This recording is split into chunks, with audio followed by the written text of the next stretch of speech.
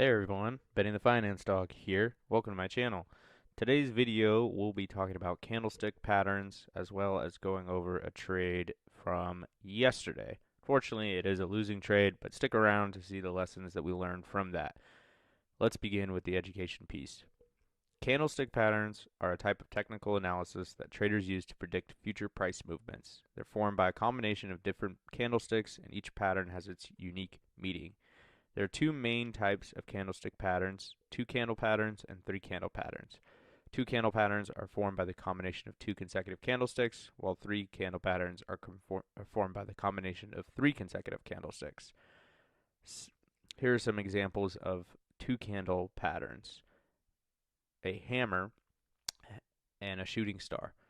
A hammer is a bullish reversal pattern that occurs after a downtrend. It's formed by a small body with a long lower wick.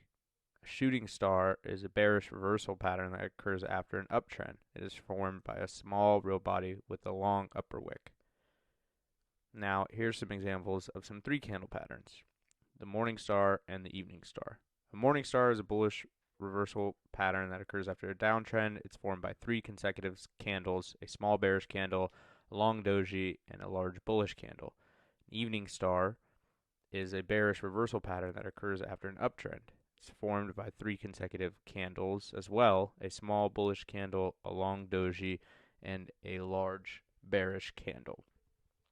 Candlesticks patterns can be a valuable tool for traders, but it's important to remember that they're not always accurate. It's always a good idea to use candlestick patterns in conjunction with other technical analysis tools to make more informed trading decisions. I personally like candlestick patterns because they are the quickest form of information that is translated to us as traders when reviewing the charts during a live trade. We can look for candlestick patterns on higher time frames to confirm moves either to the upside or the downside and make informed trades based on that. Now, let's head to the charts and view the trade from earlier.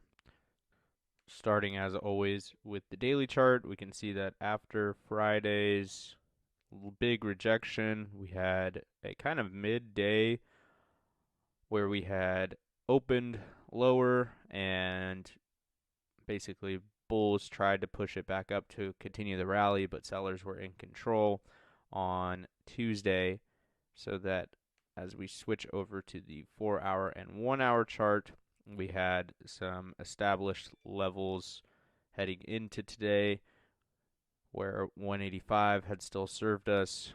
185.75 was a key level as well, and we were looking for some type of bounce off of 184.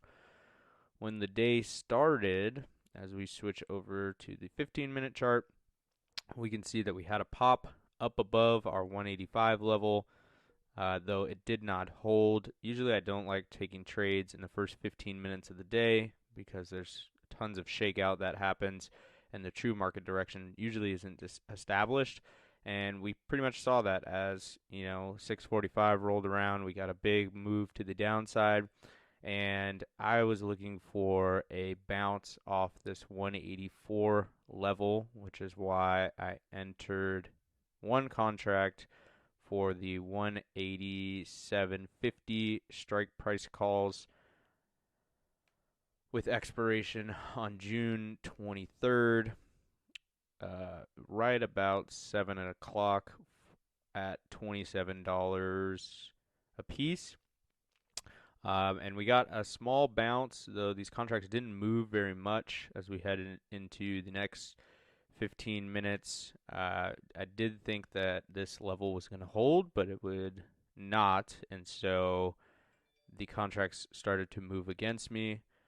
I did not have a stop loss set, but once we did bounce off of the next level I had drawn up at 183.27, was a good time for me to get out. So I did get out at $18 a contract for a loss of about 30%.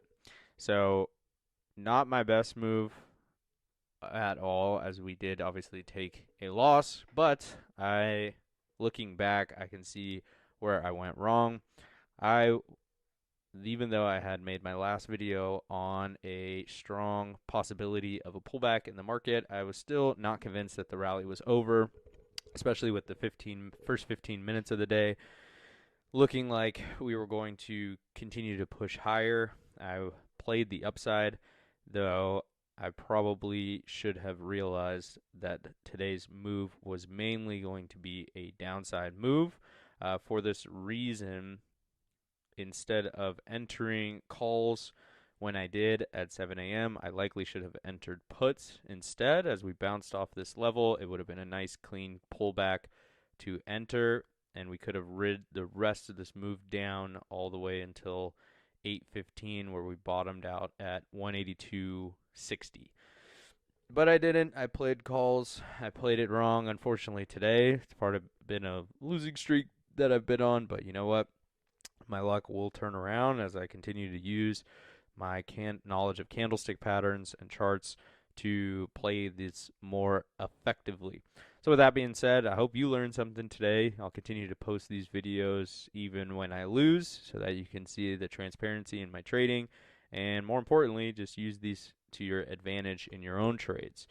Make sure you like and subscribe. Let me know how you've been doing on this shortened Juneteenth week, and we'll be back tomorrow with more education. Make sure to like and subscribe. Woof woof.